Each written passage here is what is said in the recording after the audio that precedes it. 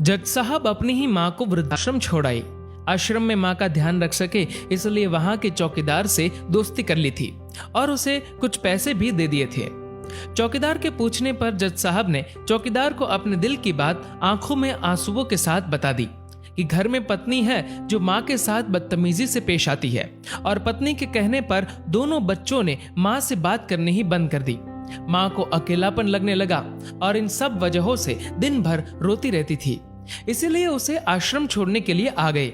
तो चौकीदार ने कहा, जज साहब आपके सामने सारे सबूत थे कि कौन सही और कौन गलत है, लेकिन अपनी ही माँ के साथ न्याय नहीं कर पाए तो औरों के साथ क्या न्याय करते होंगे आप। ये बात जज साहब के दिल को चुभ गई। चौकीदार की इतनी सी बात का इतना असर हुआ कि 2 रात नींद नहीं आई, 2 दिन से खाना नहीं खाया और कोर्ट भी नहीं गए। ऐसा लग रहा था जैसे एक चौकीदार ने जज साहब की दुनिया हिला दी हो। तीसरे दिन जज साहब अपने रूम से बाहर आए। पत्नी और बच्चे खाना लेकर इसी इंतजार में खड़े थे कि जज साहब कब खाना खाएंगे। अभी जज साहब ने एक कागज पत्नी को और 2 अलग अलग कागज अपने बच्चों के हाथ में थमा दिए। कागज की एक लाइन पढ़ी तो पत्नी के हाथों में से थाली गिर गई। उस पर लिखा था कि मैं तुम्हें तलाक दे रहा हूं, और बच्चों से कहा, आज से मेरी सारी प्रॉपर्टी आप दोनों की, मुझे कुछ नहीं चाहिए।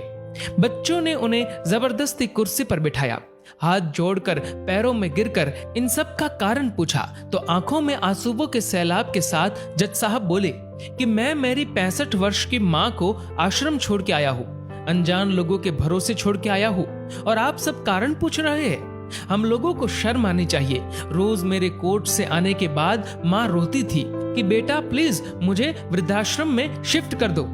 आप में से किसी ने भी माँ से सीधे मुंह बात नहीं की, और ये भी भूल गए कि जिस जज को आज पूरा शहर सलाम करता है, उसी जज को बनाने में उस माँ का कितना बड़ा रोल है। कभी दूसरों के घरों में काम करने जाती तब भी मुझे अकेला ना छोड़ती थी। ऐसी भगवान समान माँ को मैंने आश्रम में छोड़ दिया, और वो भी ऐसे लोगों के भरोसे जिन्हें ये तक नहीं पता कि माँ को क्या बीमारियां है। खुद को कोसते हुए जज साहब कहते हैं, दूसरों पर फैसले सुनाने वाला आज मैं खुद हार गया। मैं जज नहीं बल्कि गुनहगार हूँ, और मैंने जो गुनाह किया है वो शायद कानून तो माफ कर देगा, लेकिन ईश्वर के कोर्ट में वो कभी माफ नहीं होगा। ये कहते हुए जज साहब बोले कि अब मैं अपने पापों का प्रायश्चित करने जा रहा हूँ।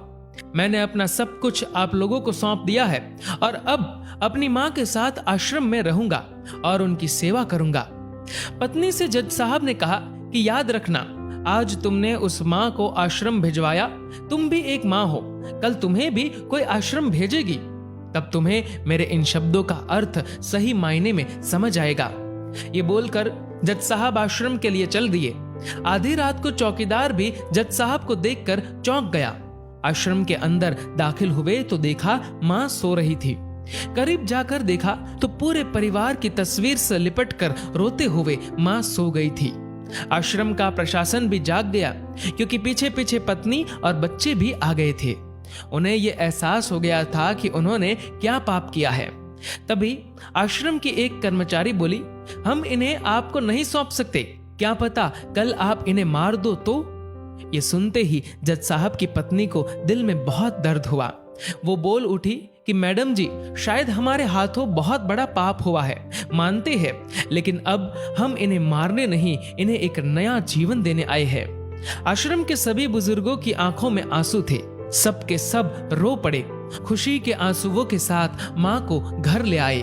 लेकिन वही आश्रम में अनेक आंखें ऐसी थी जो किसी ना किसी का इंतजार कर रही थी। माँ तेरा कर्ज मुझसे अदा क्या होगा, तू अगर नाराज है तो खुश मुझसे खुदा क्या होगा। दोस्तों, इस कहानी को लेकर आपकी क्या राय है, नीचे कमेंट करके जरूर बताएगा। और दोस्तों, अगर आपको ये वीडियो पसंद आए तो इस वीडियो को लाइक करेगा और ज्यादा से ज्यादा लोगों तक शेयर करेगा। और ऐसे ही और भी इंस्पिरेशनल वीडियोस के लिए सब्सक्राइब करें हमारे यूट्यूब चैनल को और फेसबुक पर फॉलो करें हमारे पेज को। धन्यवाद।